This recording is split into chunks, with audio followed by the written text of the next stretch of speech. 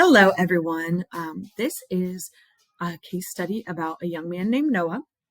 My name is Stephanie Hall, and I'm going to be talking about our plan to support Noah in his education. So Noah is a 13-year-old. He has emotional or behavioral disorder. In class, he has challenges with emotional regulation and behavior. He experiences frequent mood swings and has challenging time with when he gets frustrated, how to manage that. And in that frustration, he can be defiant or disruptive in class. Some of Noah's strengths are that he really loves technology. He loves subjects that allow him to explore in his creativity through digital media and programming. So we're going to talk today about how we're going to support Noah and learn a little bit more about him. So again, here are his strengths. And here are some of the challenges that he is facing. It does not state, in the case study that he is having a challenging time with his grades. However, oftentimes when students are being defiant or disruptive in class, it comes with probably a lack of work completion. It's very possible that Noah is very capable of doing the work, but my assumption would be that he also has a challenging time with completing work, especially non-preferred tasks. So some of the needs that he would have, through our plan would be help with social emotional learning. His goals would be geared towards social emotional learning and that work completion, staying on task, managing emotions, and not being disruptive during instruction. So our 4 goals that we have for Noah, by spring of 2025, the student will attend to a teacher-directed task for 10 minutes with less than 3 redirections from a baseline of 5 minutes as measured by the teacher. Of course, we don't know what the baseline really is because it's a case study. However, this would be an example of something that I would do to support the student if we did know the baseline, and then we would adjust it as needed. Goal 2, by spring of 2025, the student would select a calm down strategy when presented with the option in 75% of trials from a baseline of 30% as measured by the teacher. So we would have a calm down area in the room. And when the student gets frustrated, they could have a signal or a little card the teacher holds up, giving them that option to take that break when they notice that Noah is starting to get frustrated. And hopefully that student will utilize that opportunity.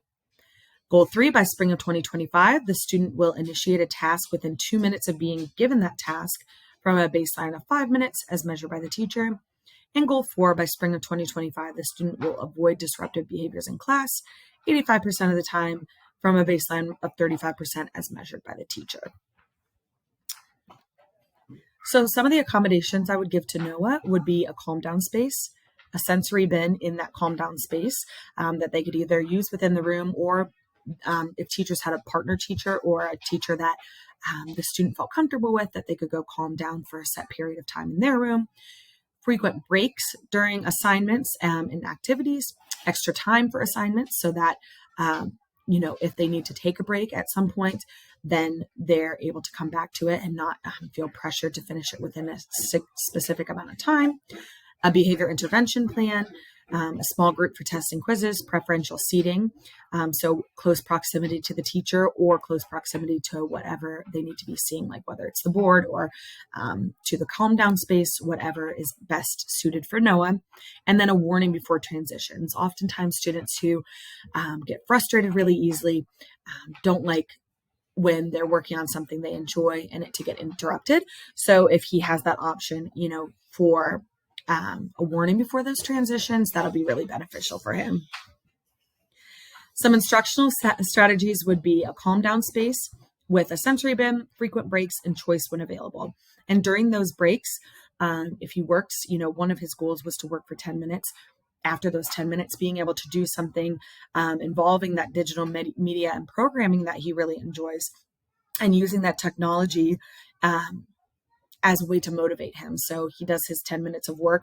He gets the choice to do a preferred activity after that, maybe involving that technology piece that he really enjoys. So for collaboration, we would work with the team, the school psychologist and the classroom teachers to create a functional behavior assessment, or to conduct a functional behavior assessment, collect that ABC data, the antecedent behavior and consequence data, to determine the function of the behavior and create a plan for when that behavior is occurring. A behavior chart to be sent home to parents daily, and an example of something that might be used would be on the next page.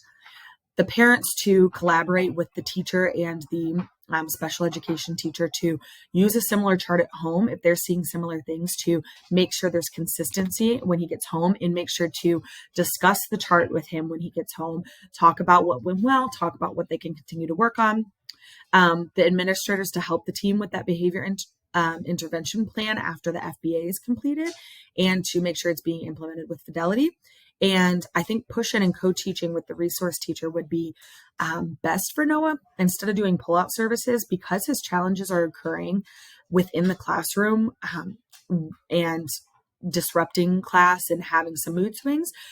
The special education teacher pushing into the classroom during that gen ed time and working with the gen ed teacher to support him would be really beneficial for Noah.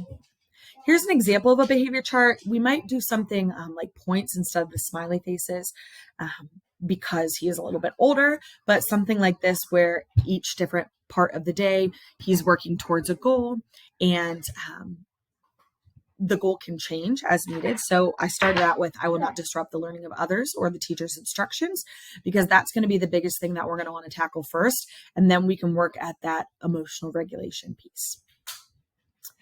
For progress monitoring and assessment, small group for assessments, I think would be beneficial so that he has that opportunity for breaks when needed. Extended time for assessments and assignments, that behavior chart that we just worked on, and collecting ABC data. The ABC data would be the antecedent behavior and consequences to determine the function of that behavior and adjust his accommodations accordingly.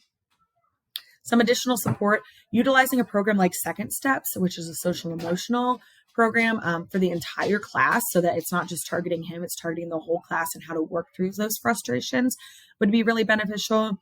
A small group with a counselor. Our counselors do a lot of small groups and work on self-regulation and managing emotions in those small groups. So that would really benefit Noah.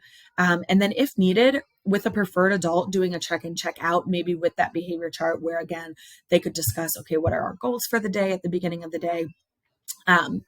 After he completes the day, going to them at the end of the day to check out and say, here's what went well, here's what didn't go well, and getting that positive praise if he does a good job and meets his goals from someone he cares about and respects will be really beneficial to Noah.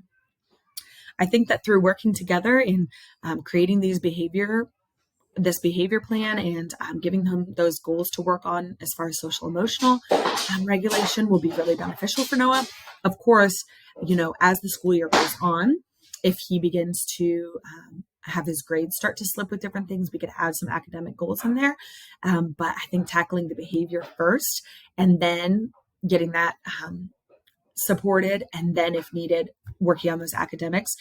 We want to make sure we go with that Maslow's before Bloom's approach. If his social emotional needs are not being met, his academic needs are going to struggle. And so we want to make sure